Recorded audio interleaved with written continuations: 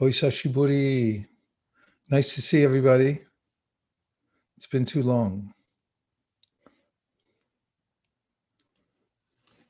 Today we get to hear and chant together. The way to develop wealth and happiness, peace of mind, opulence, auspiciousness is to hear about Krishna. There's Leela, Krishna's activities, which are very beautiful. Krishna comes to the world from time to time. He says himself in the Bhagavad Gita, Yada yada hi dharmasya glanir bhavati bharata. Abhyutanam dharmasya tadatmanam sajamyaham. He comes to adjust the mood of the people of the world. People generally get out of hand when left to their own devices. Things drift off in the wrong direction. Living entity is a little stamp of the Supreme Ishvar. So just as a little flake of gold has the same qualities as the gold mine, living entities also have the propensity to control. And when they forget their position as being eternal servants of Krishna and try to lord it over, be the controller, then they can try to fight it out here in the material world.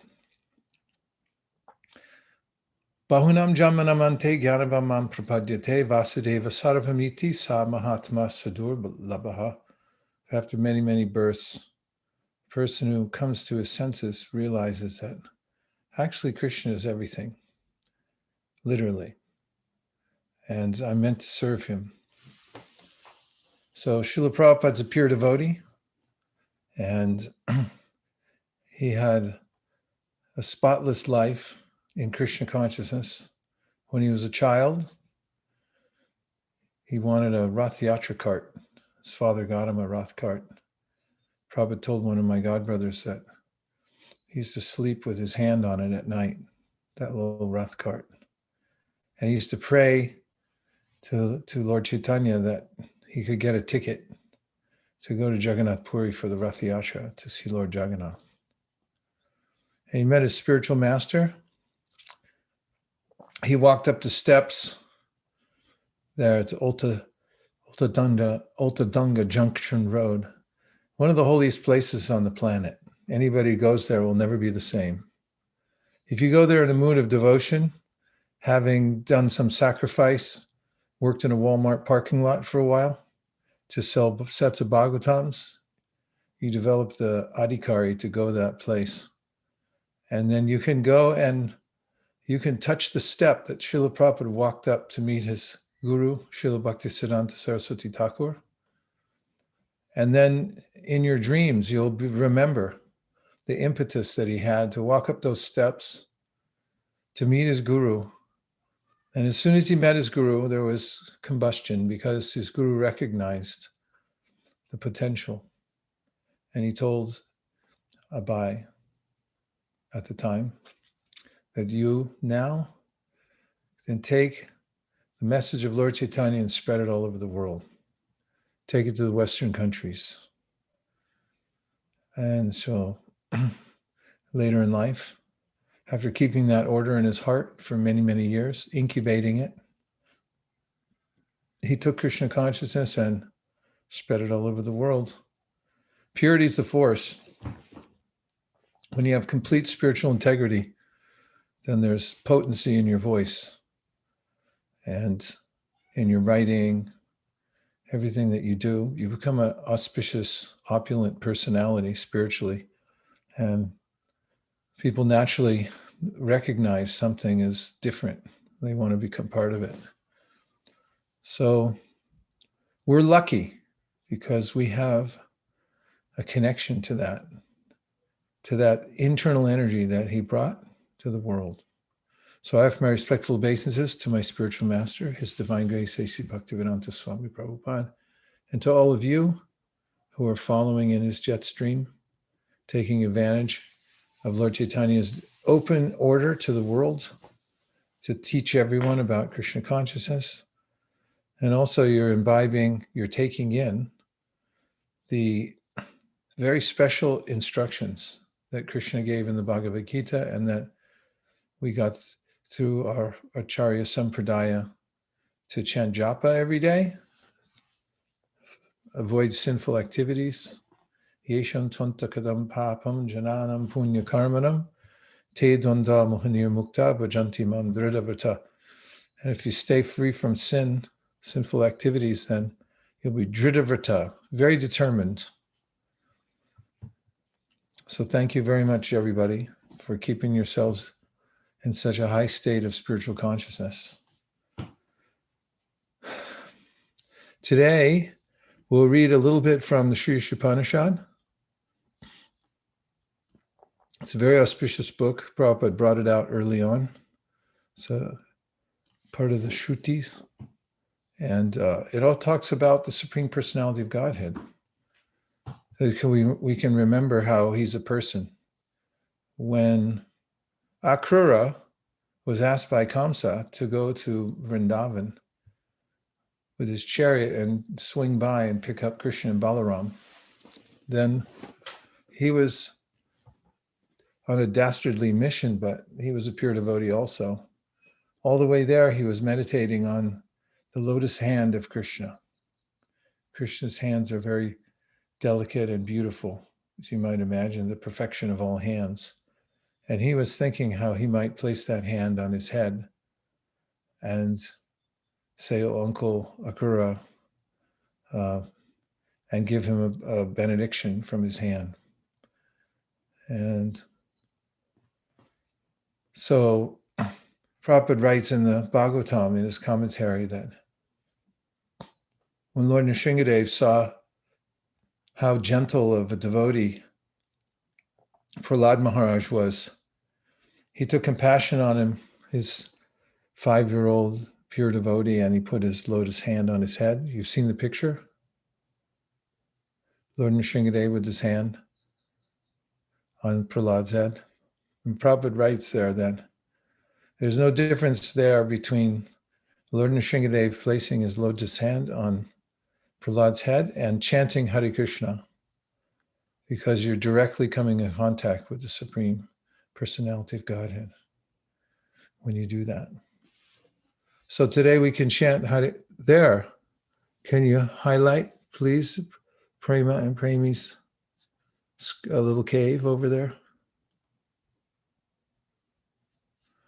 There's Lord Nrsingadev placing his lotus hand on the head of Prahlad Maharaj. So when we chant Hare Krishna, Krishna Krishna, Hare Hare, Hare Rama, Rama Rama, Hare Hare, we're also directly coming in contact with the Lord's lotus hand.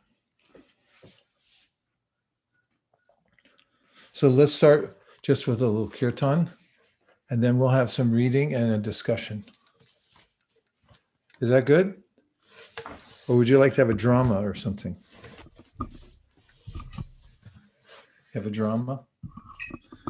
Okay. Just switching over to Jamulus. Hare Krishna, Krishna Krishna, Hare Hare, Hare Rama,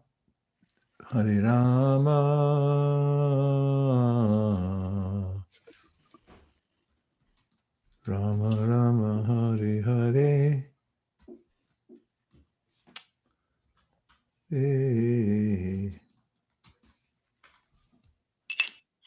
Hare Krishna,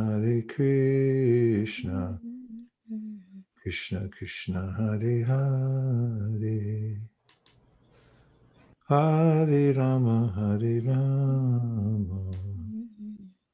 Rama Rama, Hare Hare.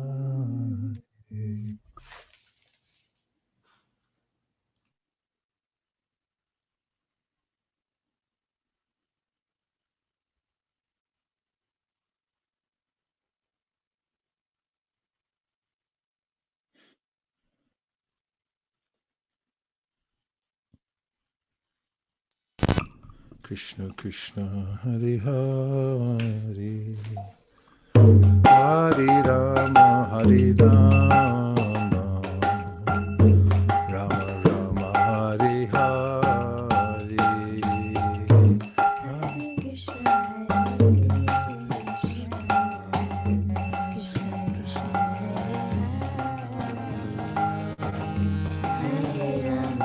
Galohara.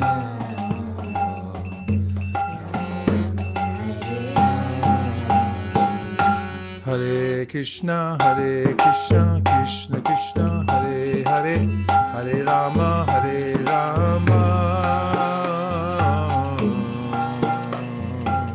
Rama Rama, Hare Hare, Hare Krishna, Krishna Krishna, Hare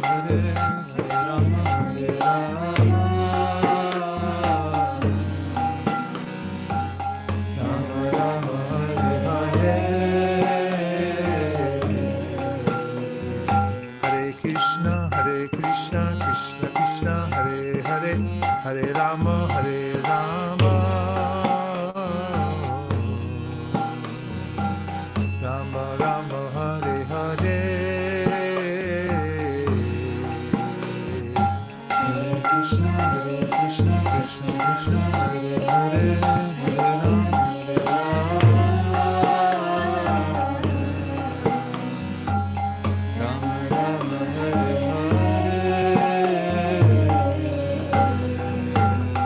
Hare Krishna, Hare Krishna, Krishna Krishna, Hare Hare, Hare Rama, Hare Rama, Rama Rama, Hare Hare, Hare Krishna, Hare Krishna, Krishna Hare Hare, Hare Rama, Hare Rama,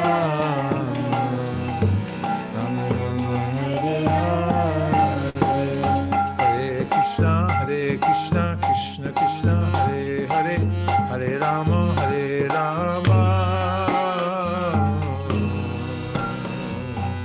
Rama Rama, Hare Hare, Hare Krishna, Krishna Krishna, Hare Hare. Everybody, everybody. Hare Rama,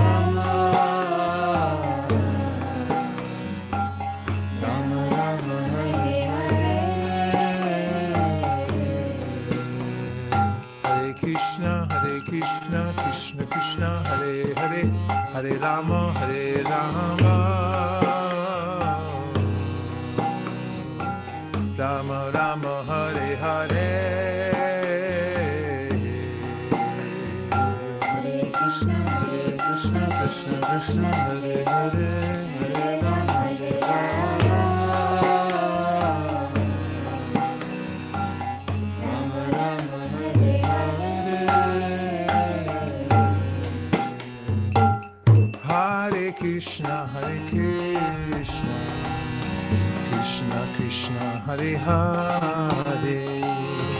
Hare Rama, Hare Rama, Rama Rama, Hare Hare, Hare Krishna, Krishna Krishna, Hare Hare, Hare Rama, Hare Rama, Rama Rama, Hare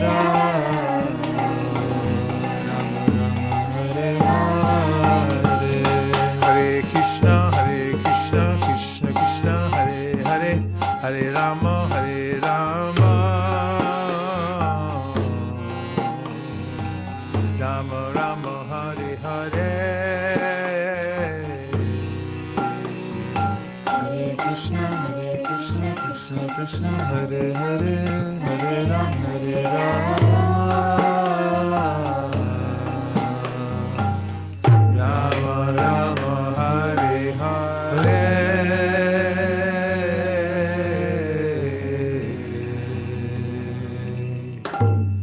Now let's look at the Ishipanishad invocation. Om Jnana Timirandasya Jnananjana Shalakaya Chakshurun Viditam Yena Tasmai Shri Gurave Namaha. Shri Chaitanya Manobhishtam Stapitam Dena Bhutale Swayam Rupa Kadakmayam Dadati Swapadantikam Vandeham Shri Guru Sri Yuta Padakamalam Shri Gurun Vaishnavamscha Shri Rupam Sagrajatam Sahagana Raghunatham Vitam Tam Sajivam Sadvaitam Sadvatutam Harijana Sahitam Krishna Chaitanya Devam Shri Radha Krishna Padam Sahagana Lalita Shri Vishakhanvitam Scha Hey Krishna Karuna Sindho Dinabandho Jagatpate Gopesha Gopika Kanta Radha Kanta Namostute Tapta Kanchana Gaurangi Radhe Vrindavaneshwari Vrishabhanu Sute Devi Pranamami Hari Priya Vanja Kalpatarubhyascha Kripasindobhya Evacha Patitanam Pavanebhyo Vaishnavebhyo Namo Namaha Jai Shri Krishna Chaitanya Prabhu Nityananda Sri Advaita Gadadhara Srivasari Gaura Bhakta Vrinda Nitai Namine Che Namirhate Shadamudyanandite Chere Namine Che Namirhate Shadamudyanandite Chere Nitai Namine Che Namirhate Sharamudyanam Dite Chere Nitai Namine Che Namirhate Sharamudyanam Dite Chere Nitai Namine Che Namirhate Sharamudyanam Dite Chere Nitai Namine Che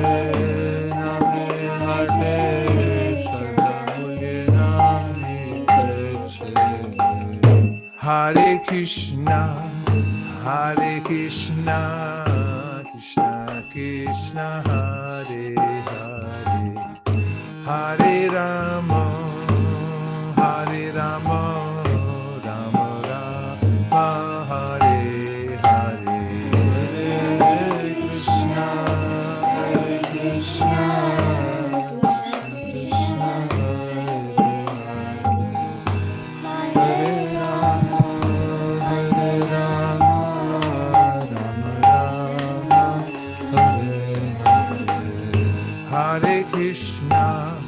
Hare Krishna, Krishna Krishna, Hare Hare, Hare Rama, Hare Rama, Rama Rama, Hare Hare, Hare Krishna, Hare Krishna, Krishna Krishna, Hare Hare, Hare Rama, Hare Rama.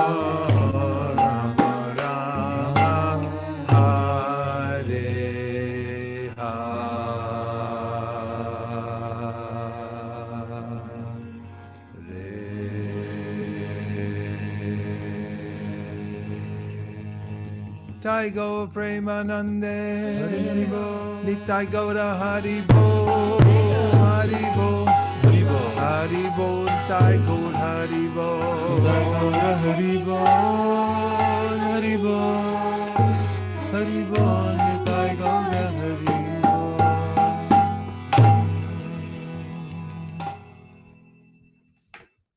Ishipanishad, text 1, actually it's invocation, the first verse in the book.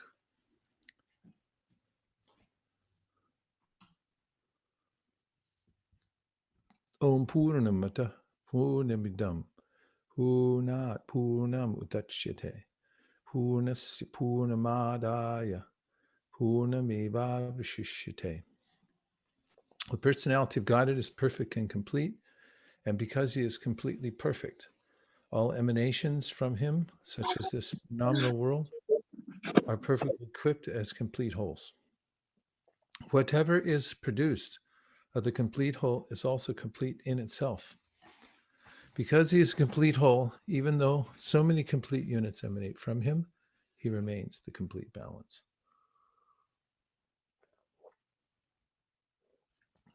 The complete whole, or the supreme absolute truth, is the complete personality of Godhead.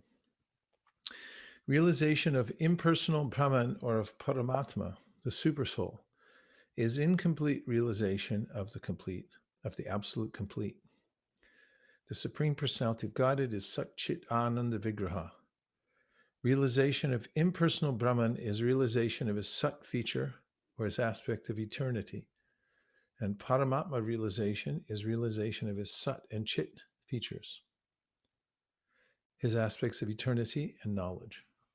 But realization of the personality of Godhead is realization of all three transcendental features, Sat, Chit, and Ananda, bliss. When one realizes the Supreme Person, he realizes these aspects of the Absolute Truth in their completeness. Vigraha means form. Thus, the complete whole is not formless. If he were formless, or if he were less than his creation in any other way, he could not be complete. The complete whole must contain everything both within and within and beyond our experience. Otherwise, he cannot be complete.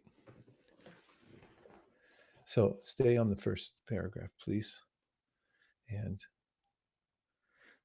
so in the second chapter, second canto of the Srimad Bhagavatam, in the verse that ends in the word anamapakai, by hypothesis and by vision of noticing that we're not the body, Shukadeva Goswami mentions that we'll be able to see the difference between ourselves and our body. And Srila Prabhupada takes us through an exercise in his purport where he asks us to examine the different aspects of our body and mind and notice that we're the seer.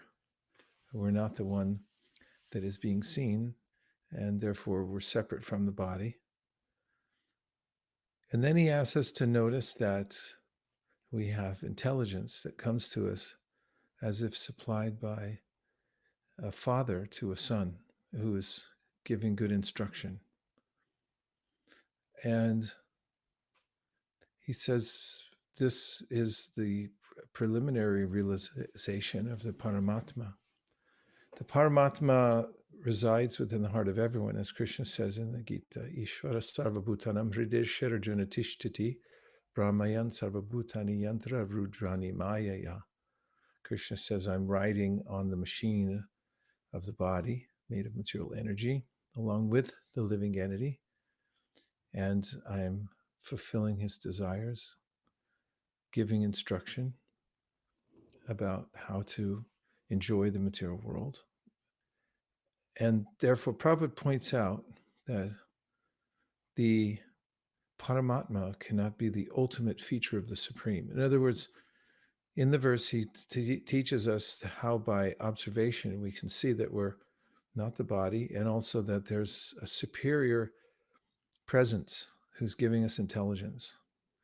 But then by logic, he says that the Supreme exists for himself, not simply as an order supplier. That's not the complete aspect of the Supreme. Supreme has Ananda and has his own life. Not that's independent of order supplying for the living entities. Srila Bhaktisiddhanta pointed out.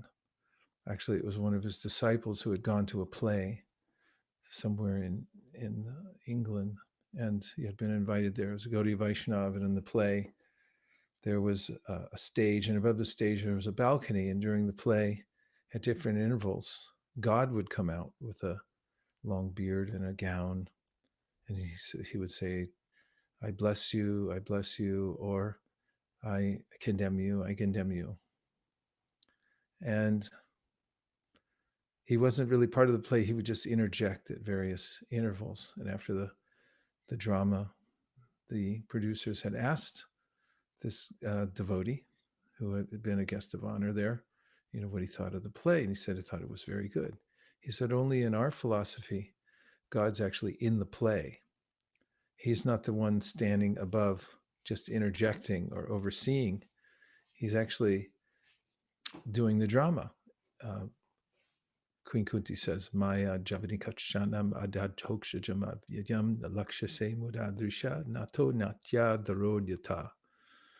Krishna plays on the stage. He does his Leela, and he's dressed by his internal energy, so we can't recognize him necessarily. He comes in different forms and so forth. Prabhupada points out that Krishna has his own interests beyond just being an order supplier. Nitya nityanam chetanas chetananam eko bahunam yo vidadhati kaman. The Upanishads say that this is the Supreme Personality of God, as Paramatma in this world, is traveling with every living entity, fulfilling their desires. And that's a very preliminary role of God. His ultimate role is as Bhagavan, because there he's enjoying in his Leela for his own purposes, tasting the sweetness of his relationship with his devotees. In fact, so much so that he forgets that he's the Supreme Personality of Godhead, divine ignorance. For instance, Balaram, one day when Krishna and Balaram and their friends, Sridham and Stoka Krishna and others were playing, they had all kinds of challenges against each other. And the victor would get to ride on the shoulders of those he defeated in the games.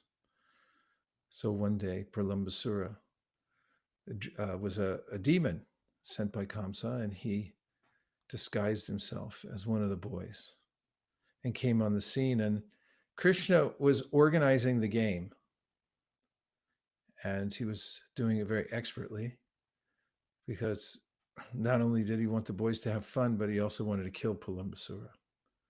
So he made arrangements for the games to go on, and the outcome was that Pralambasura had been a victor. So he had been defeated, rather, and Balaram got the victory lap. He rode on the shoulders of Pralambasura. So Pralamba started off with Balaram, and they were to meet in a certain place, but he kept going past that place to a huge banyan tree. He even passed that, and Balaram, riding on the shoulders of Pralamba, realized that something's wrong. And at first he was a little concerned, like afraid, as he was thinking that, what is this? He thought maybe something's happening to Krishna, because he was always in a protective mood of Krishna. And then he noticed that this cowherd boy that was carrying him was changing in many different ways and was assuming the form of a big demon. So then Balaram smashed his head with his fist and killed Pralambasura. And all the cowherd boys and Krishna came there and glorified Balaram for his prowess and his strength. And every day, Krishna, Balaram, and the boys would go out in the forest and play all day long. They'd herd their calves. And Krishna will come home in the evening, and he's greeted by all the devotees in the Vraj, not the least of which is his mother, who's been waiting for him all day to give him a bath, feed him all the best kinds of foods, and then pamper him and put him to sleep. And make sure he's resting peacefully. And so Krishna lives his life with his parents, Nanda and Yashoda, and all his friends like Subal, Stoka Krishna, and then he has relationships with all his devotees in Vrindavan. Some of them are serving him in the form of trees and water and in a static way. And some of them are in a mood of servitorship, different levels of servitorship, and then friendship.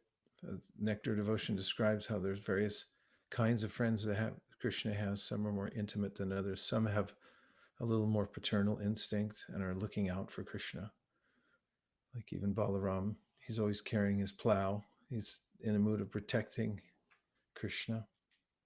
And then there's his parents, like Nanda and Yashoda. And then he has devotees who pine for him in a relationship like a boyfriend-girlfriend in the Vraj.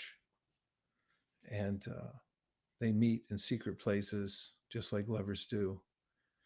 And they have quarrels. And all these are going on for Krishna's enjoyment in the spiritual world. He's tasting the relationships with his unalloyed devotees in Vraj.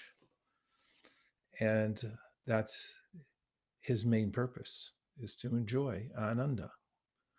So that's the complete form of the Supreme Personality of Godhead.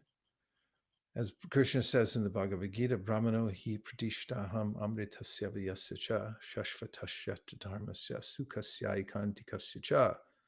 That Brahman effulgence that so many yogis are after, thinking that they want to merge into that light, he said, is that just emanates from me. That I'm the basis of the Brahman. And I'm the ultimate source of all happiness. And the Paramatma, as described in this verse, there's Sat and Chit features, this sense of eternality and knowledge, all pervasiveness of the Lord. But the Ananda is very little. The Ananda comes when the relationship awakens with Krishna in a personal way. And that happens through the process of practicing bhakti yoga. Nayam sukhapo bhagavan dehinam gopika sutta dehinam chatmabhutanam yata bhakti matam iha. You can't attain that position of having a relationship with Krishna through gyan, or yoga, dhyan, meditation. You definitely can't do it through material activities. But with a little bit of bhakti, yata bhakti matam iha, then Krishna can be attained when there's some mood of pure devotional service. The practice of contacting Krishna and developing a relationship with him has a couple of tracks. As we practice it, there's the Bhagavat Marg and the Pancharatriki Vidhi. We follow the Bhagavat Marg, which is, as I mentioned earlier, the source of all happiness and nourishment of the soul, is hearing and chanting.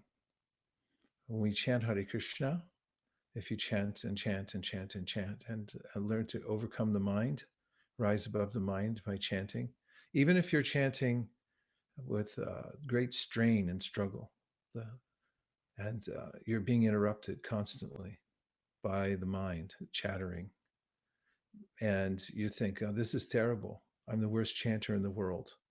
No one's ever chanted worse than me. In fact, I'm just chanting aparad after another, one after another. So the Padma Purana says, Nama parada yuktanam namanyeva harantyagama vishrani prayuktani namye varta karani cha. Keep chanting. Don't stop. Chant constantly. As you continue to chant, then one of the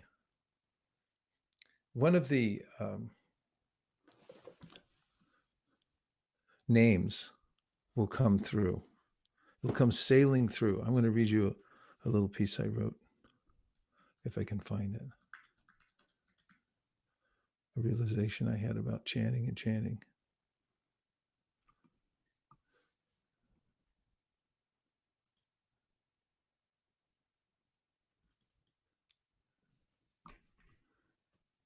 You still there?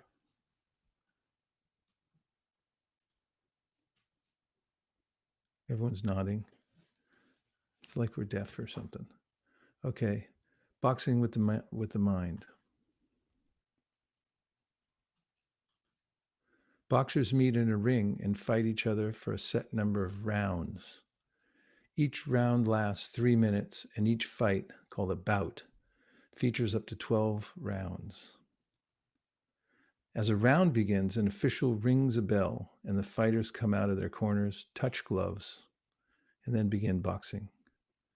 Artfully dancing about, jabbing at one another with their gloves, each fighter seeks to gain an advantage.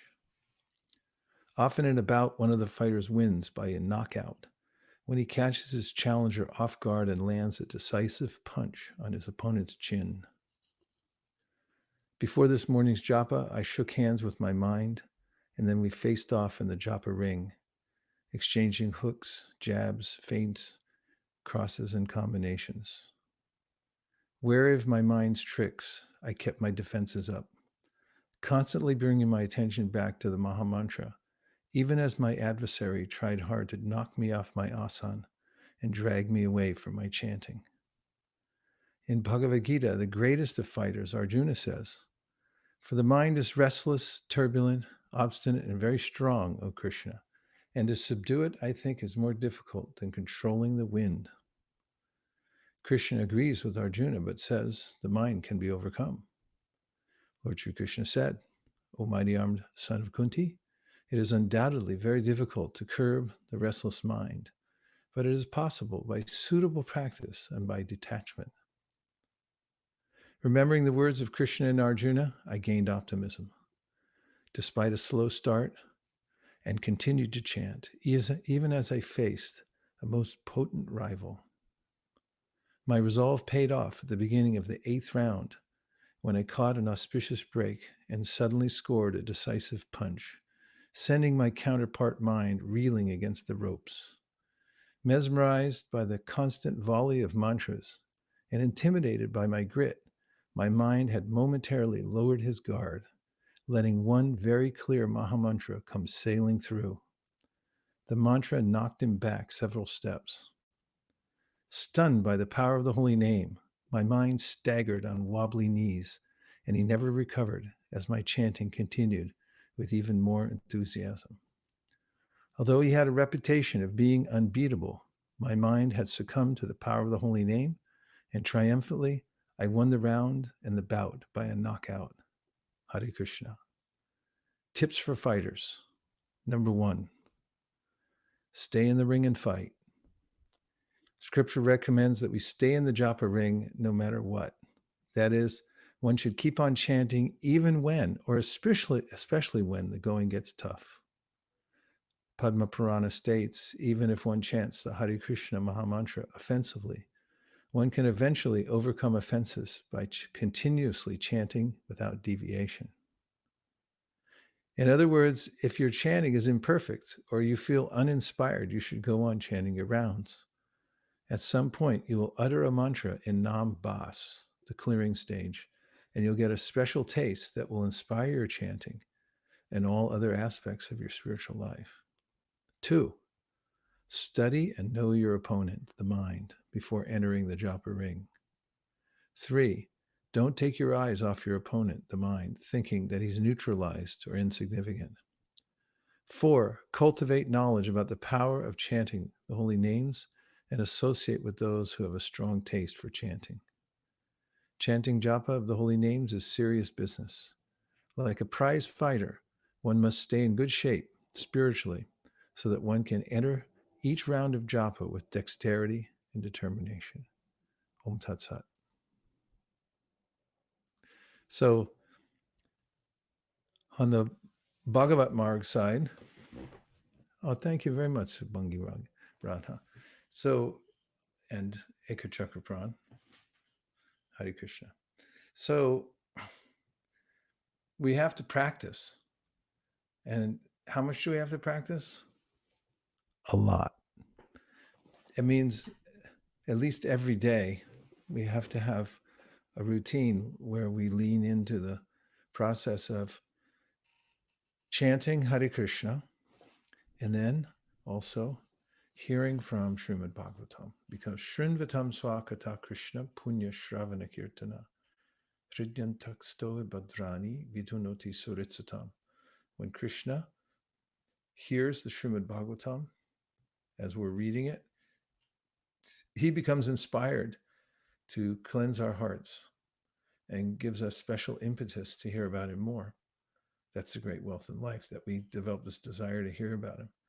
So on the Bhagavat Marg side, we have to have a regular program to fight with the mind and keep numerical strength every day. Nama Sankhya Purvaka, hearing a regulated amount, chanting a regulated amount, and staying in the fight constantly, fighting with the mind. And getting association with the Vaishnavas and doing service for them. And then on the Pancharatric side, we have to qualify ourselves for Pancharatric initiation. This is what we call the mantra diksha, or the second initiation. And from that process, we also get personal contact with Krishna through deity worship. And the life of deity worship is vital. Now, it sounds contradictory because Lord Chaitanya Mahaprabhu says in the Sri Chaitanya Charitamrita that the chanting of the holy name doesn't require diksha to be effective. However, our acharyas, headed by Jiva Goswami, say that in order to chant Hare Krishna effectively, we have to be pure in mind and heart. And therefore, he recommends that everyone take diksha and worship the deity. Because as we're living the Pancharatric life, worshiping the deities, then it keeps us in a purified state, so much so that when we chant Hare Krishna, we'll get a special taste. We won't be distracted by rajas and tamas, the lower modes of material nature. And therefore, our acharyas have said that our process runs on 2 tracks. On the Bhagavat Marg, hearing, chanting Srimad Bhagavatam, chanting Hare Krishna, teaching others about Krishna consciousness, and the Pancharatric Vidhi, or the process of deity worship, in which we're developing a very personal relationship with Krishna. And as we continue in the association of pure devotees, cultivating these, we'll begin to realize by Krishna's grace his feature as Bhagavan and the Ananda that's there with contact with Bhagavan and with his service and the service of his devotees. And that's the only thing that can keep us above material life, because that's when we feel complete. We're complete when we're complete in our service to the Vaishnavas and to Krishna. And if I'm not complete, then I have to go to the mall or to Amazon Prime and order another box, because there's always something that I don't have. No matter what kind of arrangements I make, I'll still feel I'm not complete. I don't have the right toothpaste. I don't have the right, everything not right. I was just reminiscing the other day about living in an ashram, brahmachari ashram, and thinking I was dreaming. It was so ecstatic at every minute. And I'm not exaggerating. I can remember just feeling in bliss all the time, being there at Prasadam with all my friends. We had service to look forward to all day long. Come back at night, have more kirtan, have more hearing and chanting. And then no burden of having to think about anything else. No need to distract one's mind from full-time service. So these are important aspects. Krishna is complete, but my completeness comes when I'm completely engaged in the process that's been passed down by Krishna through the Guru Parampara. And then once I have a little sip of that, then Krishna says in the Bhagavad Gita, Vishaya vinivartante nirahara sadehina rasa varjam rasopyasya parandrushva nivartate. It's not that I'm holding back anymore or struggling to fight with the mind, but then there's a way in which I'm endeavoring to just be more situated, to be situated more solidly, that is, in the direct process of devotional service to Krishna. As I realize that's the only thing that's in my interest. All other things become a distraction. And then with the taste or ruchi, where we've been pushing a rock uphill, a round rock, you have to push it uphill. But once we get to the top, then it starts to go down the other side. It rolls down by itself. So I have to push hard to come to this point of passing anartha nivritti and coming to nishta. And then when ruchi, as Srila Vishwanath Chakravarti Thakur explains it in the Madhurya Kadambini, starts to flow in ruchi, then I'm noticing tada rajastamo bhava kama lobarayaschaye cheta iter anavidham stitam sattve prasidati. I'm not being harassed anymore by the mind telling me to do stupid things. I'm winning every bout. Every time I go in the ring, I pulverize it and I come out and I'm winning against the boxing, the Olympic boxing match with the mind. And this is actually a happy life. And it can only be attained through devotional service. So the completeness is there. Krishna is there. Our relationship is already there. We just haven't seen it. I mentioned today at another program that I had seen a short documentary film. So I think it's 45 minutes long. It's called The Year the Earth Changed. And it's all about the changes that took place during COVID because people stopped harassing the earth so much. Big luxury ships make it so the whales can't hear what they're doing down there. I hate it when my neighbors turn on electric this and that. It just disturbs. But to speak of, big, huge ship coming over your head every 5 minutes, you can't hear what your little kids are doing. You can't hear what your family's doing.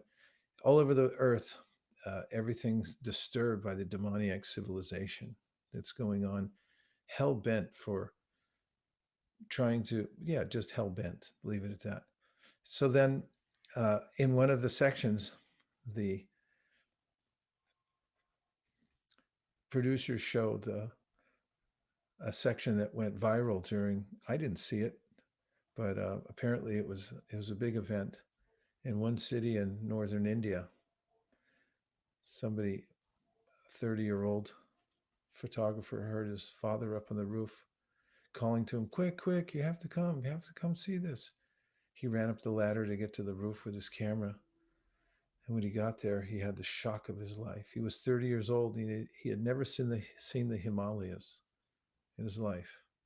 But there they were, because the smog had cleared, because all the cars stopped. Everyone had to sit at home and wait it out.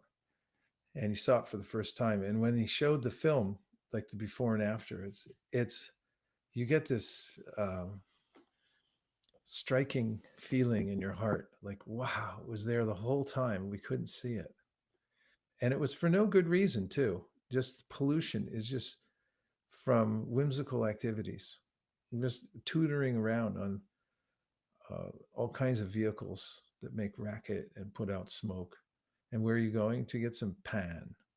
What do you call it, pan or pawn? I want this decided once and for all. Is it pan or pawn? On. Fine. Pawn.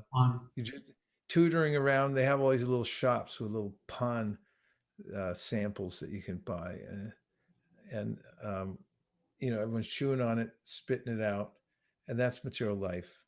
It's just polluting everything, chewing pan, spitting it out, and trying to get a little taste. And meanwhile, the whole air is so polluted you can't see the mountains. So in the same way, my life of passion and ignorance means tutoring around, doing nothing really that's of any significance for my eternal benefit. And the atmosphere is so polluted, I can't see my eternal relationship with Krishna. And I don't feel whole. I keep searching for something down. One more pawn shop. See, then it doesn't work. If you say pawn shop, it sounds like PAWN instead of PAN. That's like why we should have a declaration in India to change it to pan rather than pawn, just for that reason. Okay, so if we are able to clear the mist of ignorance, the smog that comes from our ill-conceived activities in this world, who told us we had to watch television? I mean, whose stupid idea was that in the first place? And you know, all the other crazy things that go on here in the material world, games people play, and all things that don't relate to self-realization. Shukadeva Goswami just looks at them all and said, "This is a total waste of time. Get serious and clear the mist of ignorance." And then the most startling of all and wondrous of all visions will be ours to behold. And that is, I've always had a direct relationship with Krishna. I've never been out of it. It's only been obscured by the smog of ignorance caused by my driving around in a broken rickshaw with smoke coming out the back, looking for pan, another flavor of pan. Are there different flavors? No? Yes? Yes, And lots of. lots and lots of flavors of the mode of ignorance and passion here in the material world. And I just want to taste every last one of them from these little shops that sell pan. That's all the material world is. Every different kind of car. It's the same little stupid invention just to make money so everyone can drive around in their own comfort, pollute the atmosphere, ruin everything for all the squirrels and everybody else.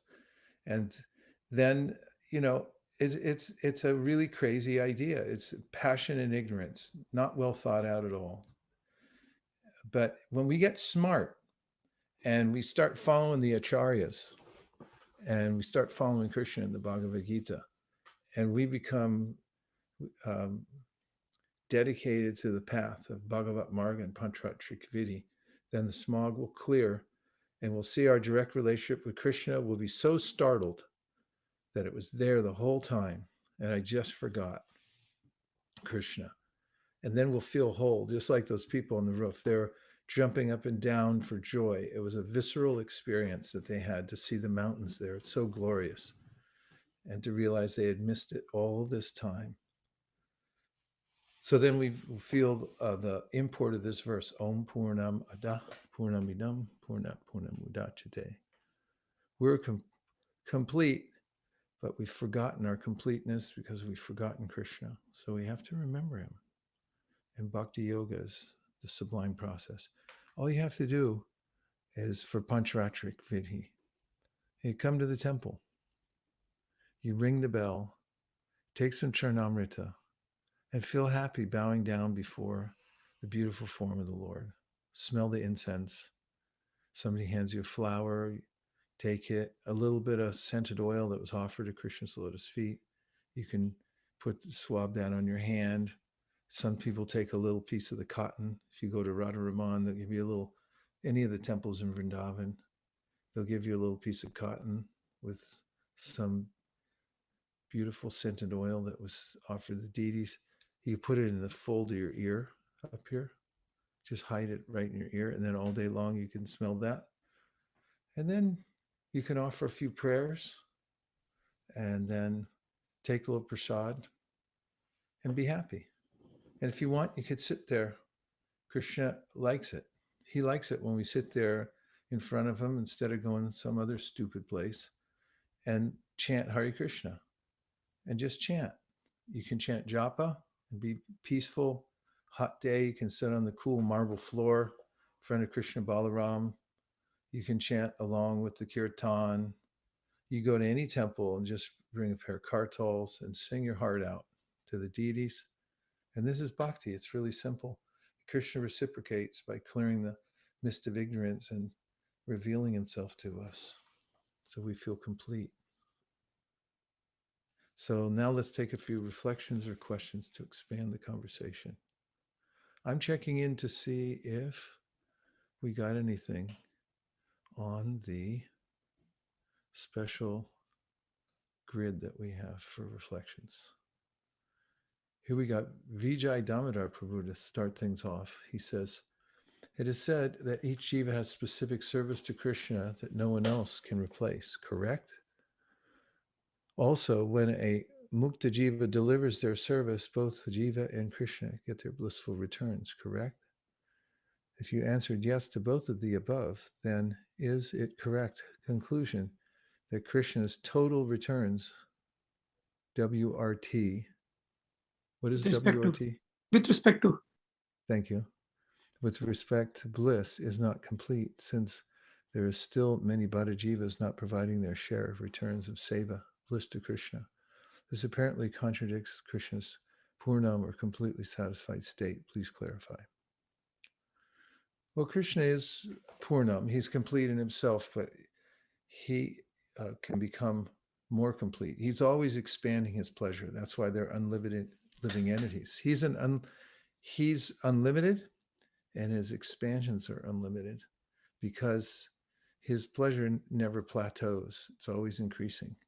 And although it's true that, as confirmed in the Chaitanya Charitamrita, that Chaitanya Mahaprabhu discusses with Haridas Thakur, that the Lord feels a kind of,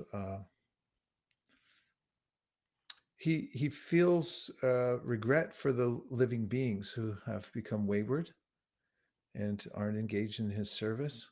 And therefore, he glorifies Haridas Thakur in his service. Sanatan Goswami actually glorifies Haridas Thakur because he says he not only practices Krishna consciousness, but teaches it to others. And that this teaching to other people, because Chaitanya Mahaprabhu has an anxiety, and that is that the living entities are rotting in the material world. And therefore, he says, that when one makes the endeavor to save the conditioned souls, this is a complete service. This is a very high service for the Supreme Personality of Godhead. So it's not mutually exclusive that Krishna can feel a sense of compassion for the living beings and want them to come back to him and still feel complete in and of himself, because he's unlimited. His happiness is unlimited, but it's always increasing. And therefore he becomes appreciative when his devotees bring more people into the fold of Krishna consciousness to increase the ananda. On a morning walk, Prabhupada said to the devotees, it was a very lively walk, and you could tell there was felicity in the conversation and in the mood of the devotees walking with Prabhupada. And then at the end of the walk, as Prabhupada's about to get back in his car, drive back to the temple, Prabhupada said, see, this is Ananda. He says, Ananda means there are many of us. And he said that if there was only myself, he said it would have been a different atmosphere, because I'd just be walking. But all of you are here, and we have this lively discussion going on, and therefore we're feeling the bliss, the Ananda for many. So although the Lord's complete, he can become more complete. By just like this is how it's measured in the spiritual description of the various aspects of the spiritual world. There's perfect, more perfect, and most perfect. You have the various aspects of Like there's Dwarka, there's Mathura, and there's Vrindavan. So Dwarka is described as perfect, and then you have Mathura, which is more perfect, and then Vrindavan is most perfect. And why is it most perfect? Because the intimacy is greater, and therefore the rasa, the taste, is sweeter. So it's more perfect. But they're all perfect. So Krishna can feel compassion and also feel sorry that the living entities, some of them, very few, have become deviated, and at the same time being enjoying the spiritual world without diminishing his completeness. Dear Prashanta. Hare Krishna Maharaj. I was actually reflecting on the word spiritual integrity you mentioned, like in the beginning of the lecture. And I think this is my personal realization, right? So I was looking at the meaning of the word integrity. So in addition to being honest and fairness, one of the meaning of integrity is being whole. And I think that comes from the fact that, if you are not, attached or, connected to Krishna and Guru, I think, our integrity is not going to be where it is. And what I realized is everything starts from being, uh, inner integrity, right? Because you're always going to get into situations, be it in the temple or anything, things are not going to go your way, you're going to get surprised.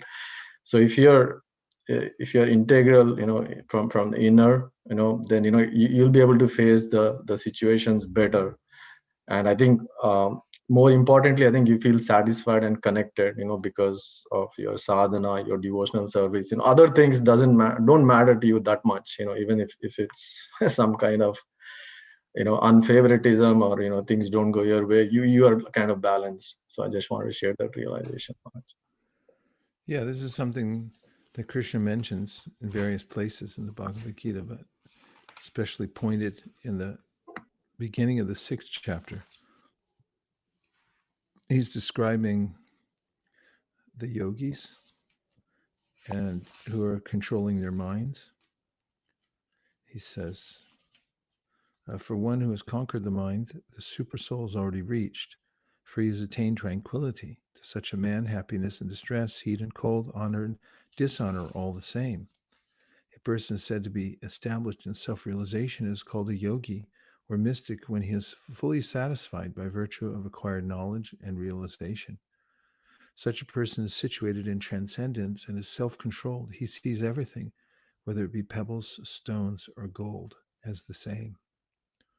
A person is considered still further advanced when he regards honest well-wishers, affectionate benefactors, the neutral mediators, the envious, friends and enemies, the pious and the sinners, all with an equal mind.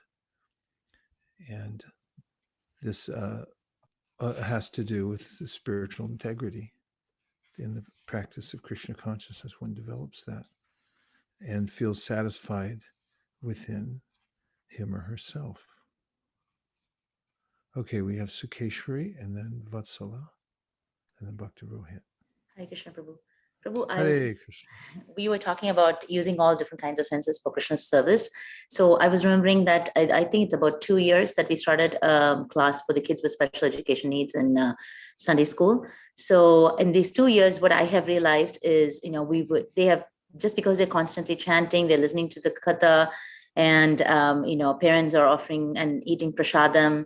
They're using all their senses in service of Krishna. And I've seen that most of the kids who are not able to sit even for 15, 20 minutes before in the class are actually sitting in the Zoom on a camera for 45 minutes with not much difficulty. And there are kids who are non-verbal, are actually verbal.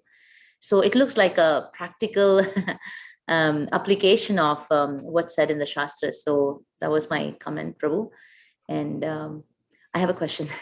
My question was, when you're talking about Namabhas, so does Namabhas, I just want to reconfirm. So Namabhas is when a person is able to actually not hear the clutter of the mind, but actually hears the Mahamantra. Is that understanding right, Prabhu?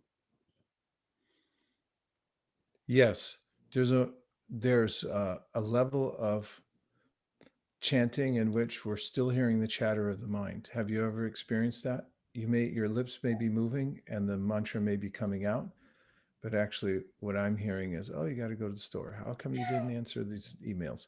What's going to happen in the future? Is COVID ever going to go away? What do you think about that new car? What about that guy's shoes? Isn't that crazy? And so there's a stream at a certain level of consciousness where all we're hearing is the chatter. And I may be saying Hare Krishna, Krishna Krishna, Hare Hare, but it's not registering. I'm not really aware of it. I'm thinking of everything else. And I'm like, notice myself moving from one place to another, looking at different things, chanting, but not actually paying attention to the mantra. But when I'm able to hear the mantra and experience the power of the mantra, in other words, I'm actually giving my attention faithfully to the hearing of to the hearing process, and then there are great benefits that come from that, because just by being a little attentive and breaking through and hearing the mantra and being a little bit enraptured. I don't know if that sounds contradictory, a little bit enraptured, but or perhaps just for a while, I feel that enrapturement when I'm chanting. That's the most beneficial, because that's where I get my strength to control my senses and to go on with the process and feel encouraged, is when I'm able to actually experience directly the beauty of the name.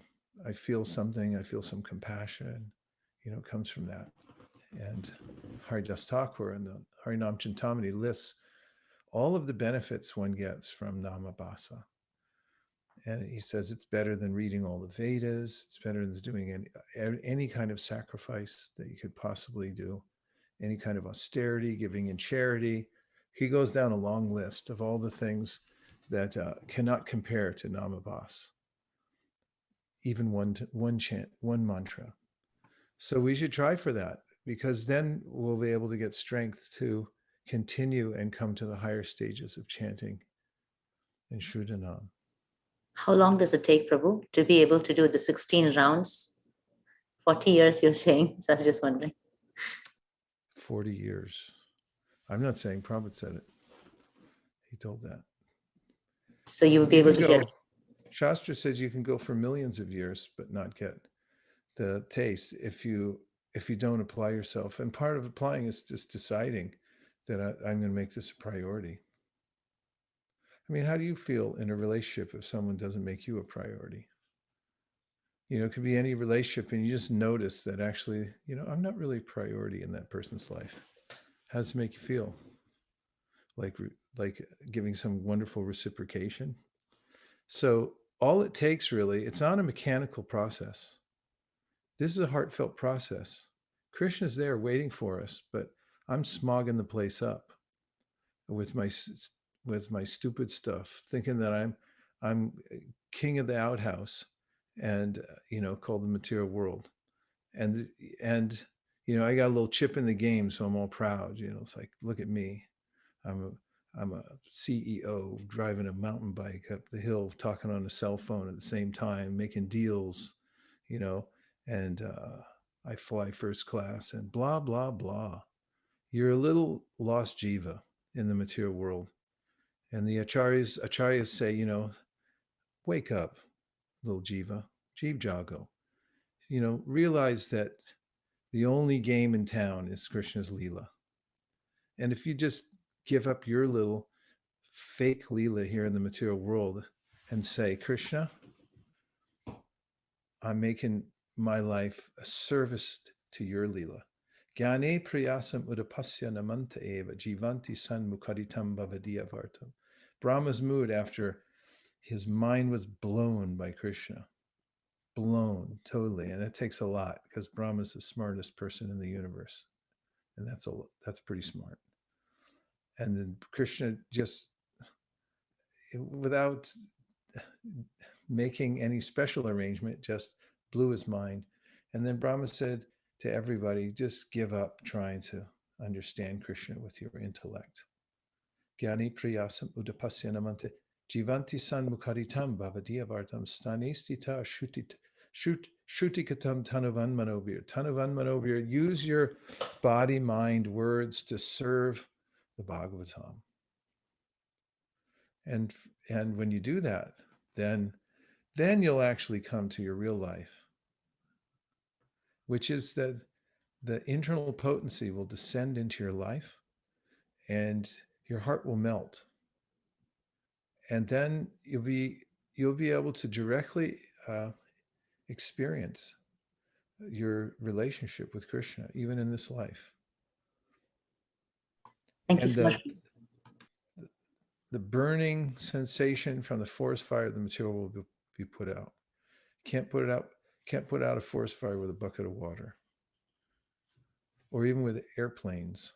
It has to rain. So that's what comes from Krishna. I really like the BMW, Prabhu. I try to remember that with BMW, mnemonic, body, mind, and words for Krishna. Thank you, Prabhu. Yeah. You got to get it. What's it going to take for us to get you into BMW today, Mr. Wilson? Okay, Vatsala. Burning question. Let's hear it. Hare Welcome. Krishna, Hare Guru Maharaj. Krishna. Thank you for joining. My question is, so one day we all will leave for a true home towards Krishna forever, and we would be free from cycle of birth and death. But we all were there once, we still fell down. So my question is, once I go back to Godhead, once I go back to Krishna, is there a possibility I would fall down again? Once burnt, twice shy. You know that saying? No. Once burnt, twice shy. Can somebody give the purport? Subhangi, what does it mean? Once burnt, twice shy. Okay, you don't know what it means. Let's see. You know what it means? Subhadra knows what it means. Go ahead, Subhadra. It means that once you get burnt, you're going to be very hesitant to touch the fire again. You're shy to touch the fire because you were burnt, and you know. Is there a different story behind that? Is there a story behind once burnt, twice shy? Yes. Is there a more detailed? Only Siri knows that.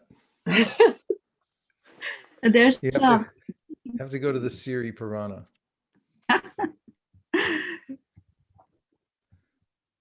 Guru Maharaj, there is a Hindi version of that that दूध का जला छाछ को भी फूंक मार मार कर पीता है. That means that if you're burnt by drinking the hot water, hot milk, then even the charge you are going to say that it might be hot, then you just sip it very carefully, that part. So it's kind of same in Hindi translation. So I just thought to add that.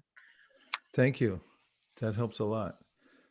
The point is, the acharyas in their prayers and the verses talk about, in their verses and their commentaries talk about the fallen state of the jiva.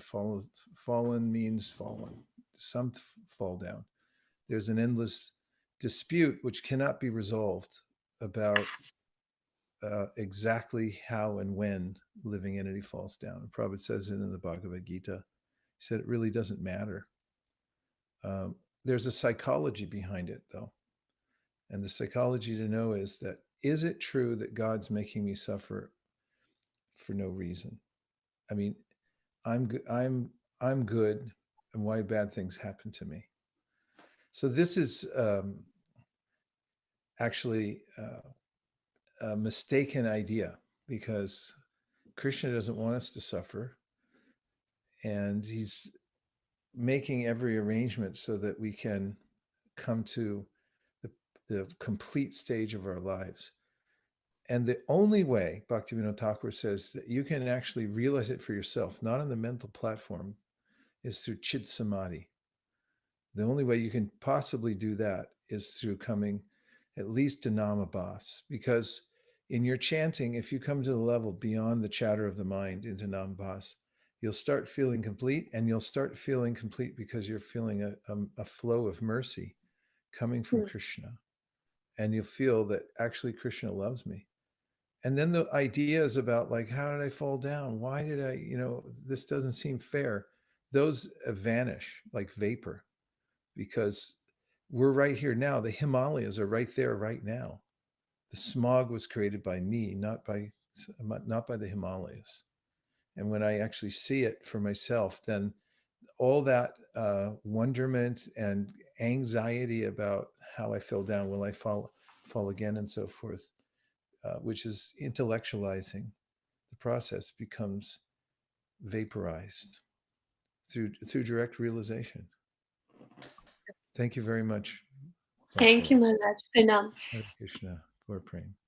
Okay, now we have a lineup here. We have Bhakti Rohit, and then we have Avantika and Anupama. Hare Krishna Guru Maharaj and Pranam Jai Shri Prabhupada.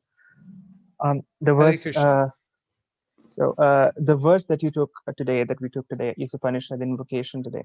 So in that, we talk about how even when the complete entity comes out of the complete still remains complete. And so I was just remembering a few verses from the Sri Brahma Samhita that we have been analyzing for the past 1 week with a group of students over here. And in that, there we find loads and loads of contradictions in the verses, like, the Lord is the oldest person, still he's Nava Yovanam Cha, etc., etc. And so I was thinking, why are there are so many contradictions? Why are they to be so many? There are appearing to be so many contradictions. So I just referred back to the foreword which Bhaktisiddhanta Saraswati Thakur gives here. In before the Brahma Samhita, it said that the first hymn will establish the supremacy of the absolute truth if his substratum is not shot by the bullets of limited time, ignorance, and uncomfortable feeling. So I kind of referring back to Sri Bhagavad Gita, where Krishna says Sarvadharman Parityajya, and when he says Sarvadharman Parityajya, he does not. Of course, he means all sorts of religious principles, but I it just struck me that he's also referring to all the preconceived notions, the logic and rationale that we have been conditioned with so many years of education and so many janmas of staying in this material world. And as long as we are stuck with that, we will not be able to accommodate the absolute, who is completely infinite beyond our perception. So the only way to understand the absolute, the absolute truth, is to actually give up, all these notions and preconceived notions that we have been having all these years, all these janmas. So just wanted to share with that. Is that what you students are doing down there in the south? You're sitting around talking about Krishna all day? Yes, Guru Maharaj, for the past quite many months. That's pretty good. That's pretty good, Bhakti Rohit. I like that a lot. Thank you for bringing those points out. As Srila Prabhupada mentions in the Adi Lila, Chaitanya Charitamrita, that to become the complete whole contains that which is perfect and that was imperfect as well. Shara Akshara Eva Cha, Bhagavad Gita, 15th chapter, Krishna talks about the fallible and the infallible. And in order for something to be complete, you have to have both sides, the perfect and the imperfect as well. There's the infinite and the infinitesimal. All sides are considered in the complete whole. Everything is there. Okay, your turn, Avantika. I was just thinking, based on what you said earlier, like 1 or 2 realizations ago, about how a lot of people like don't have firm faith in like God, or like in our case Krishna existing, because like bad things are still happening in the world. And like I was just thinking how humans have like a self-serving bias in the way that or actually maybe it's just me, but like whenever something good happens, I'll always like revel in how amazing I am and like how this all happened due to me. Or if like something like I do goes well, I'll like feel happy with myself. However, if something does go bad, we tend to blame it on God. So we never give like Krishna the benefit of the doubt with all of our successes, yet only look at like the few bad things, like the few like and even those reversals are ultimately blessings, but we only look at those few reversals as his fault and don't see like the magic he's putting behind all of our blessings. I hear a thesis paper coming out of this. It called the self-serving bias syndrome. I really like the phraseology you used. Did you put that together? Self-serving bias? Oh, Or it's is a it psych term. It's what? It's a psychology term. Oh, that's nice. I think, and I like the application that you brought it to bear in understanding through the lens of the philosophy of Bhagavad Gita, what the self-serving bias is and what the result is. Very interesting, self-serving bias. Yes, very true.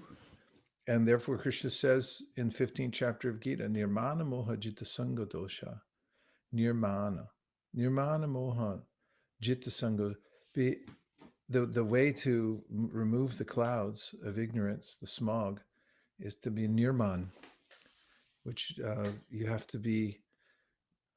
You have to rise above the self-serving bias, which is now going to be kind of one of my main phrases. Self-serving bias, you have to rise above it in order to see actually what the root of existence is. It's not me, and I'll never become the root of existence. I'm part of it. But when I cooperate with the whole, then I feel satisfied.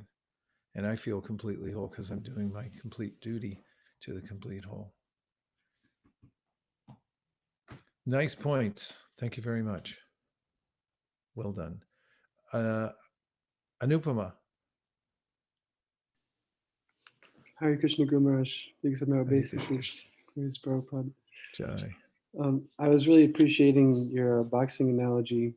I always had a tendency to think of Krishna consciousness and performing devotional service in a kind of sportive mood, and the idea of running the clock out on the field. And in regard to the boxing analogy, I was thinking how in boxing, it's not about how many times you get knocked down, but how many times you get back up afterwards.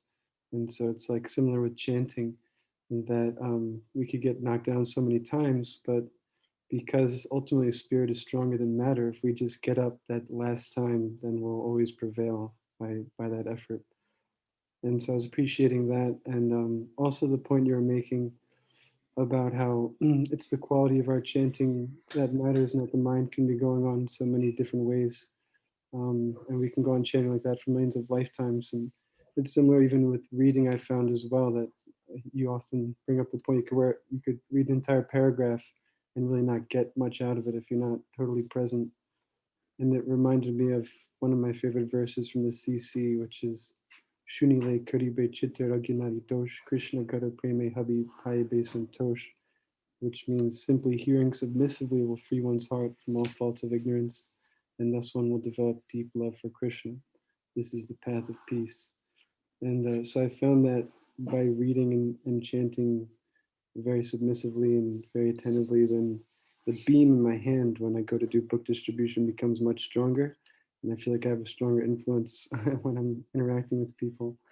And so we're just very grateful for all the really subtle but powerful points you're always giving. And they're very well taken and respected. So thank you, Kumash. Thank you, Anupama. Thank you for bringing us fresh realizations right from the front lines of the battlefield.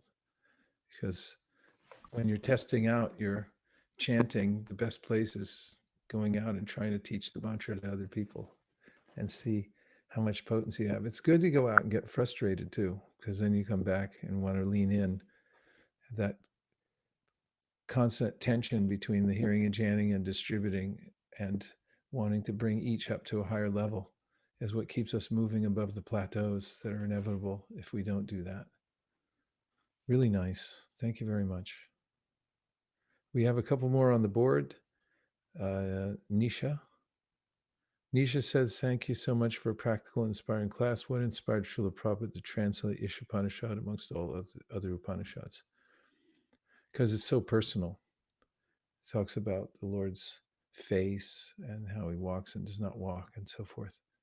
And that gives it a special place in our Vaishnava canon. Then Anirudh Nitai Chand, Hare Krishna. Anirudh Nitai Chand is here. He says, California is opening up fully on June 16th, and our temple services will reopen. I'm thinking this would be a time to test how much spiritual energy we have developed during the pandemic lockdown and restricted time, since you have mentioned during the beginning time of the pandemic that this pandemic is the time to do more sadhana and increase our spiritual potency. Yep, we've done our Chaturmasya, we're doing still. And when we come out of Chaturmasya, that's when you learn. That's when you realize what the potency of your austerities have been. Look, we have Subhangi Radha. Hare Krishna. Please go ahead. Hare Krishna Guru Maharaj. I just remember when you sent me in like 2017 extract of a book of some Prabhupada disciple where there is like stories about him, and I just remember it because while talking about the analogy of chanting and boxing, how while we chant more, we practice more, and we get better. So I don't know if I can read it. It's really short. Please. So it says, it's Nri Hari talking. The second time Hanuman and I went to see Prabhupada, he receives us in his room. He was wearing a gamcha and sitting casually with one knee up, smiling and fatherly. Satswarip Maharaj was behind him taking care of some papers. Hanuman felt bad about leaving the sannyas ashram and becoming a householder. Hanuman said, Prabhupada, I failed you. I'm a lost cause. Prabhupada smiled and said, oh, no. He laughed and said, Krishna consciousness is like playing mridanga. The more you practice, the better you get. Don't worry.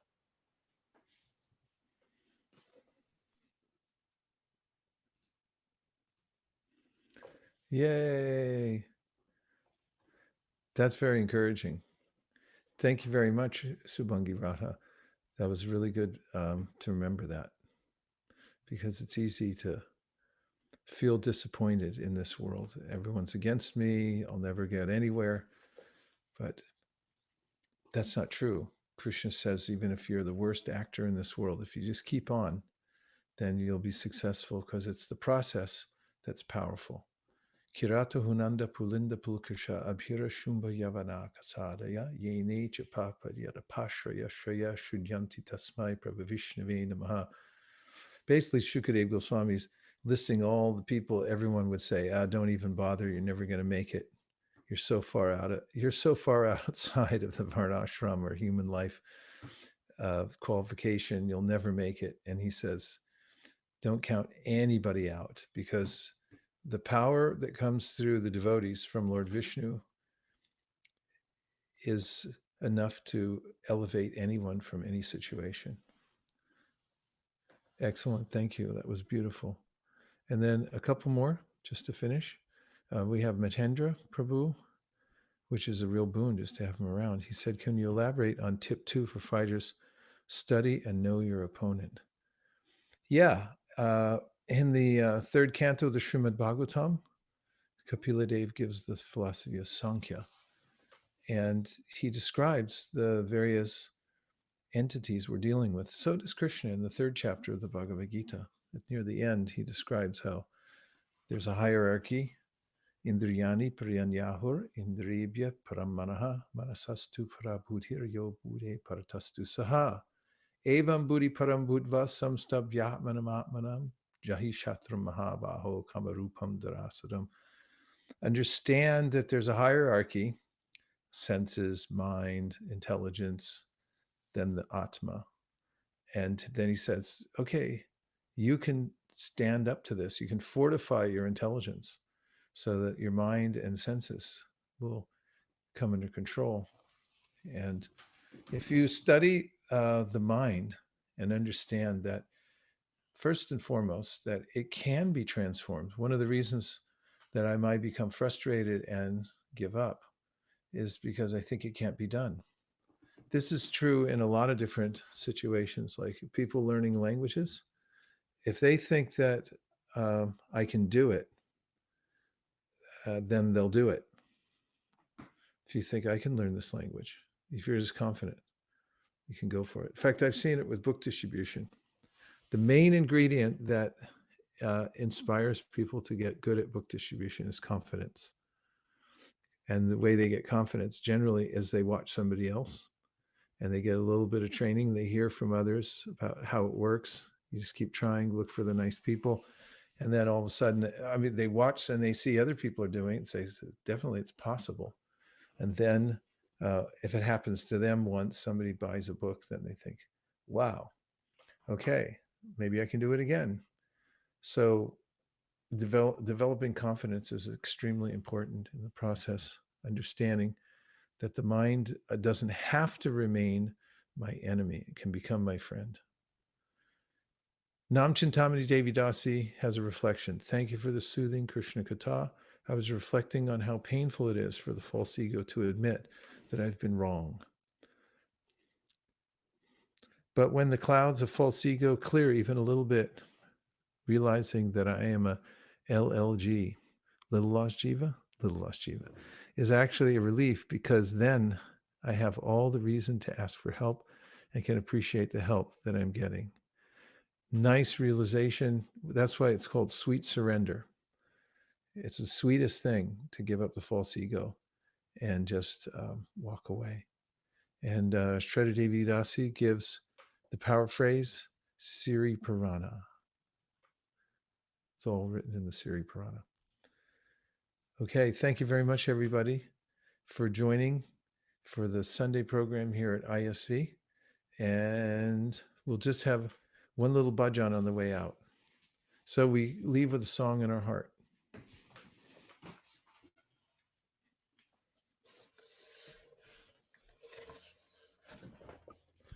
Something cheery in a major chord.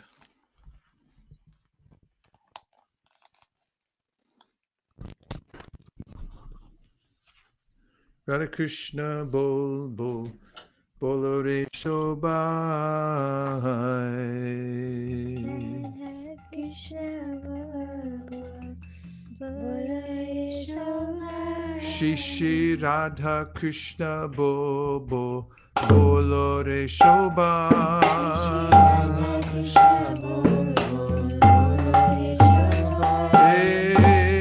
Shikadiya Shabna diya preche neche goni kai.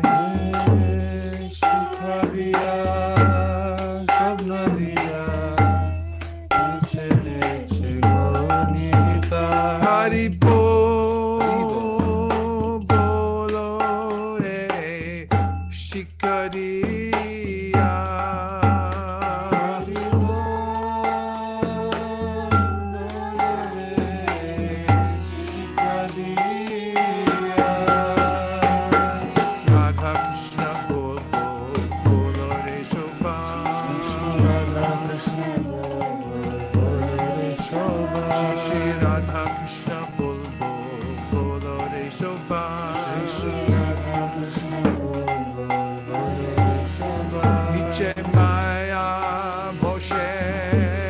Jacho beshe kacho habu dubai niche maya boshe jacho beshe kacho habu dubai hari bo bole re niche maya boshe hari bo re niche maya.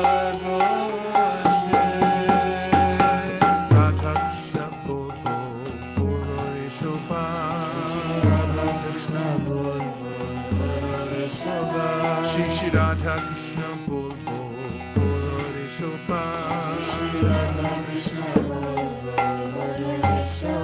Chief Krishna Das e Vishwas kole to abduko nai. Chief Krishna Das e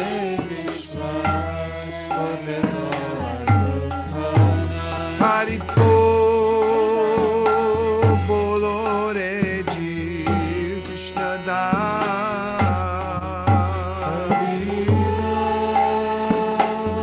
Bolo re Jeev Krishna Das. Radha Krishna bolo re Shobha. Shri Radha Krishna bolo re Shobha. Shri Radha Krishna bolo re Shobha. Shri Radha Krishna bolo re Shobha. Krishna bolbe jabe pulaka habe jorbi anki bolita. Krishna bolbe jabe pulaka habe jorbe anki bolita. Krishna bolbe jabe pulaka habe jorbi anki bolita. Come on now. Gotta put your hands up. Pulaka habe. Come on, Vatsal. You gotta put your hands up. Krishna bolbe jabe pulaka habe jorbi anki bolita. Krishna bolbe jabe pulaka habe. Hari bolo bolo Krishna bolbe jabe. Hari bolo Krishna bolbe jabe. Radha Krishna bolo re Shobha. Radha Krishna bolo re Shobha. Shri Radha Krishna bolo re Shobha. Radha Krishna bolo re Shobha. Radha Krishna bolo shange cholo e matra vikahachar. Radha Krishna bolo sange chalo e matra vikachar. Hari bolo Radha Krishna bolo. Hari bolo Radha Krishna bolo. Radha Krishna bolo re Shobha. Radha Krishna bolo re Shobha. Shri Radha Krishna bolo re Shobha. Shri Radha Krishna bolo re Shobha. Jai Sakal Vipod Bhakti Vinod Bolan Jakon Om Nam Gai. Jai Sakal Vipod Bhakti Vinod Bole Jakhono Nanga. Jai Sakla Vipod Bhakti Vinod Bolan Jakon Om Nam Gai. Jai. Come on now. Sakal Vipod Bhakti Vinod Bole Jakhono. Jai Bhakti Vinod. Hari bolo bolo re Jai Sakal Vipod.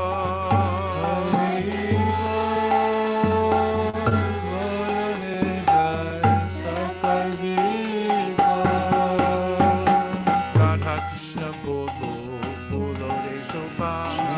Radha Krishna bolo re Shobha. Radha Krishna bolo re Shobha.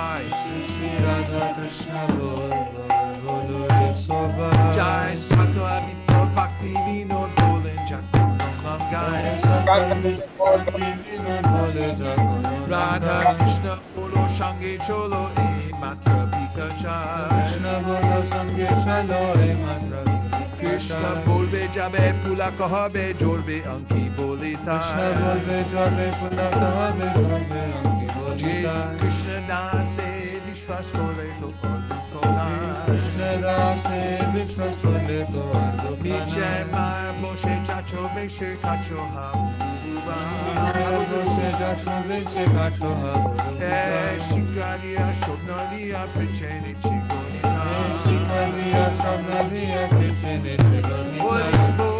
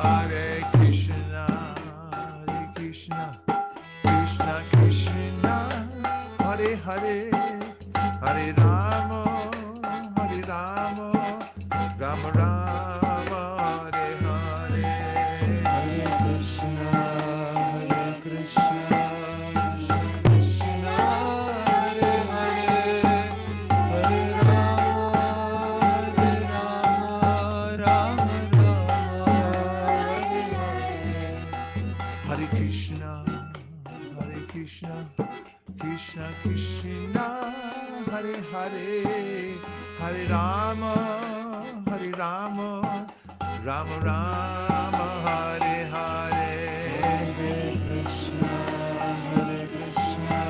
Krishna Krishna, Hare Hare, Hare Rama, Rama Rama. Oh, Hare Krishna, Krishna Krishna, Hare Hare, Hare Rama, Rama Rama, Hare Hare.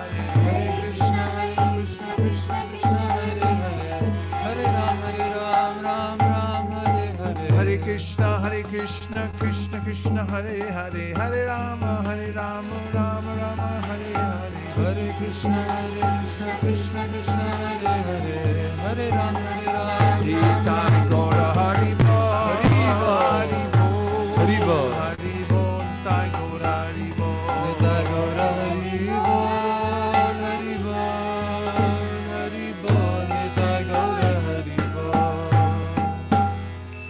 Avantika Harmonium, Eka Chakra Pran on bass, bass guitar, Monisha Kartal,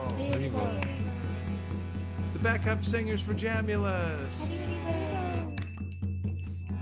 the Hare Krishna singers, the Hare Krishna dancers, every all over the world.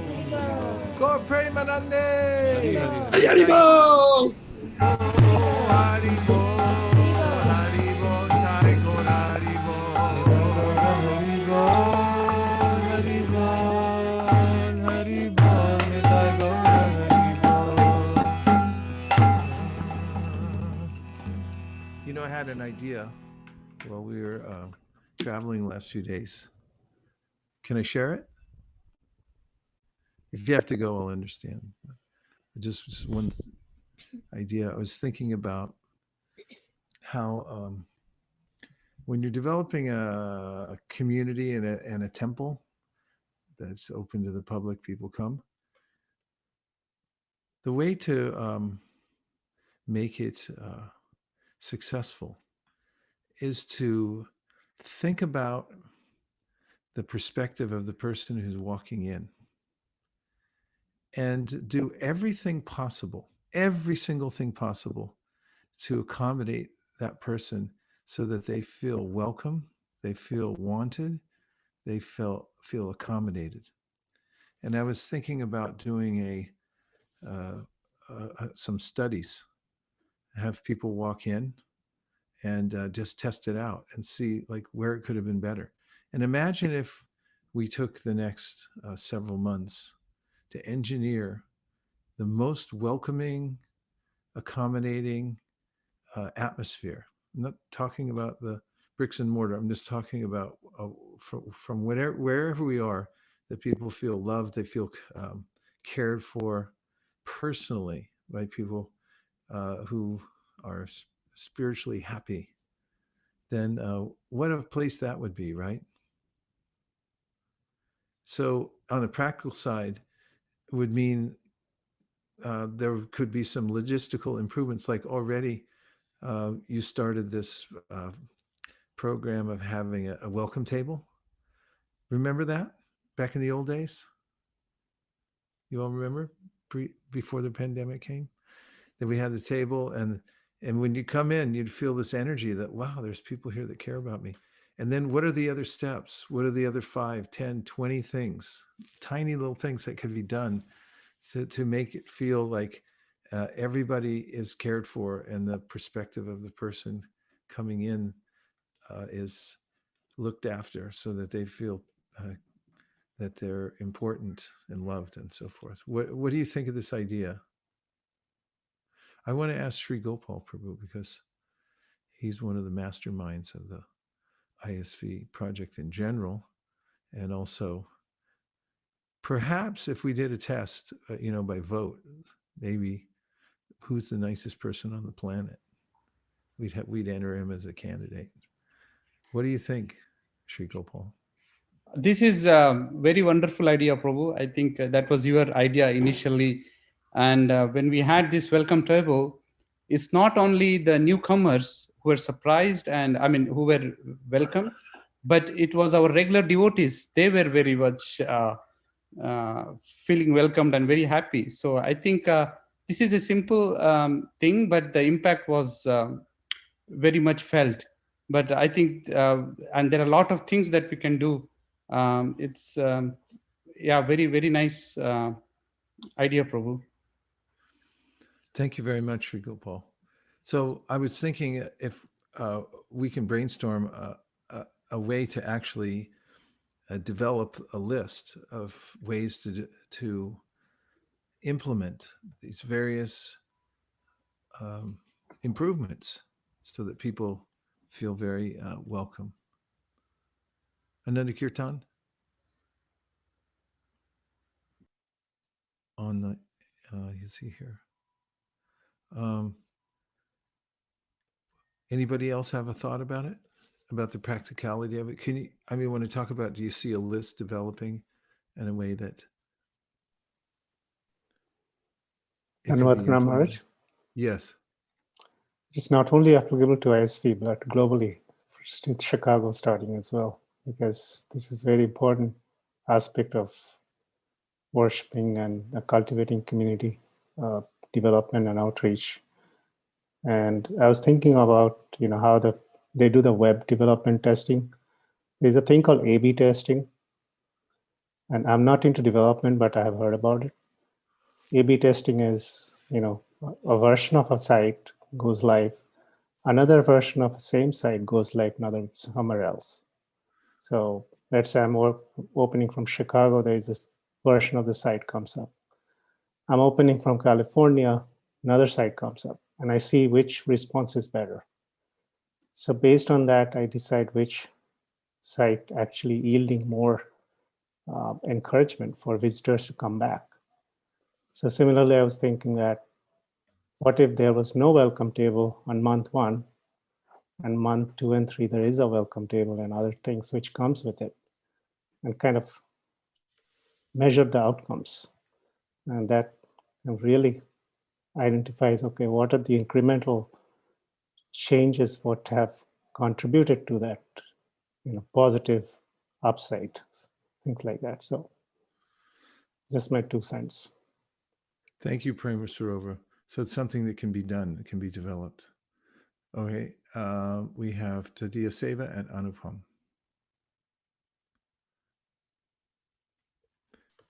Anupama wants to go first.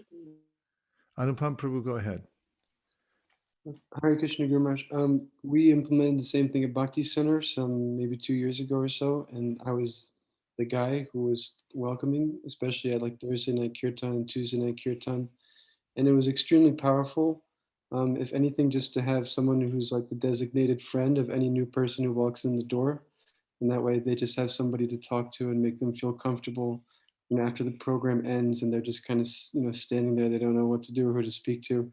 If you could be that person who's just friendly to them and makes them feel comfortable, or at least connects them with somebody else who, if they're into yoga, then okay, this is the yoga person. Or if they really like the kirtan and they like the music, then oh, this person does music and kirtan.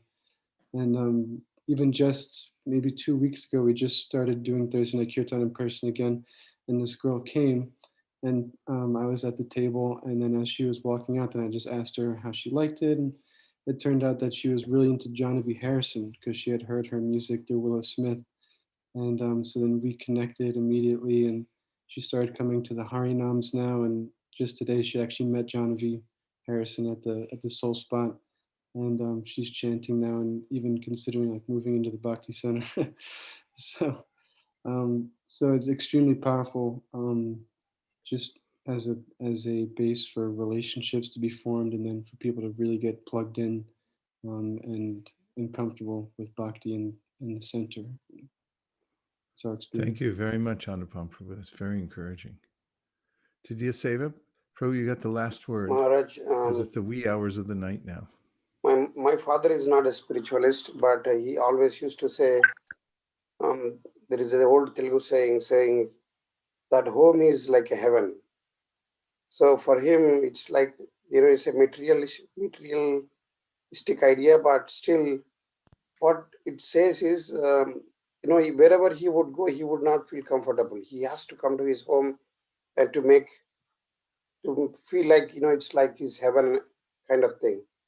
So what I'm trying to say is, if we can make an atmosphere where people feel that it is like their home, they will definitely come back, and it's like where they're appreciated and where they are cared and where they are nurtured spiritually. That is an environment we should try to create. Very well articulated, Jadiya Seva Prabhu. That was beautiful. You inspired us so much. So Thank you. let's, we need just one little action item here of when we can commence this study. Sri Gopal Prabhu, would you make a note so that we can circle back and have a brainstorming group to come up with the times and places to start compiling the list? There's already a few people who have written in and said they want to be part of it. Yes, Prabhu. Okay. So just get in touch with me. Anupam, is your hand still up or did you raise it again? Oh, no, sorry, Gumarsh. I'll put it Oh, down. that's okay. Thank you very much, everybody, for staying up into the wee hours of the night to participate in this program. I'm just smiling. It's like not that late. So keep the transcendental vibration going. Have a boxing match with your mind tomorrow. Sit on the asan, don't get knocked off. And try to go all 16 rounds with your mind if you can. Come up to the heavyweight level. Dear Srila Prabhupada, dear Sri Chaitanya Mahaprabhu, dear Sri Radha Madan Mohan, Sri Ishipanishad, Sri Lakshmi Nrsimhadev, if you so desire, please empower us to develop a spiritual atmosphere that is like home when people come into it and they don't want to leave. They want to be part of it because we've engineered the most loving environment that people could find anywhere in this world or the next. Thank you for considering our request. Om Tat Sat. Everyone who thinks that's a worthy project and is interested in helping in one way or the other, please say Hare Krishna. Hare Krishna. Hare Krishna. Krishna. Hare Krishna. Hare Krishna. Hare Krishna. Hare Krishna. Hare Krishna. Hare Krishna. Hare Krishna. Hare Krishna. Gopalvrisha Kripasindave Vachapatitanam Pavanibhyo Vaishnavebhyo Namo Namaha. Vaisesika Maharaj ki Jai. Hare Krishna, Krishna Krishna, Hare Hare, Hare Rama, Hare Rama, Rama Rama, Hare Hare. Hare Krishna, Hare Krishna, Krishna Krishna, Hare Hare, Hare Rama, Hare Rama, Rama Rama, Hare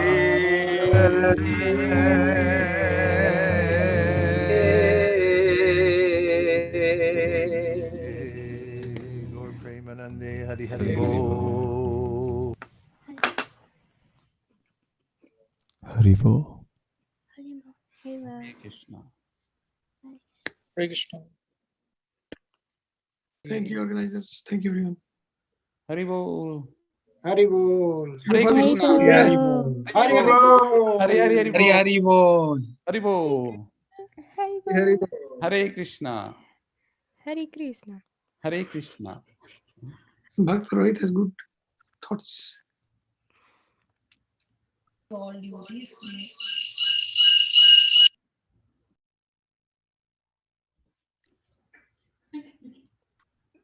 Hare Krishna. Hare